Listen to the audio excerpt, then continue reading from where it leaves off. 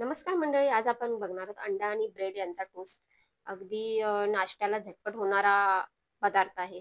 त्याच्यासाठी हे बघा, मी इकडे 3 अंडी घेतलेत. एका भांड्यामध्ये 3 अंडी फोडून घ्यायची आहेत आपल्याला. त्याच्यामध्ये चवीनुसार मीठ घालायचं आहे, हळद घालायची आहे, थोडी अर्धा चमचा, कोथिंबीर घालायची आहे बारीक चिरून आणि टोमॅटो घालायचा आहे बघा बारीक चिरलेला आणि हिरवी मिरची घालायची आहे आपल्याला.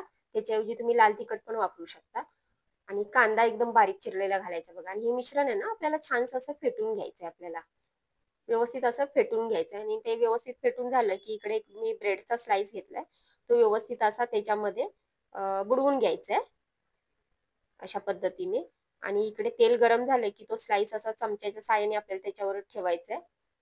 आणि नंतर वरून आपल्याला ते मिश्रण बनवलेलं ना अंड्याचं, ते थोडंसं चमच्याच्या साहाय्याने वरून घालायचं आणि नंतर खालच्या साईडून व्यवस्थित भाजला की पलटी मारून घ्यायचा. आपला अंडा आणि ब्रेड टोस्ट तयार.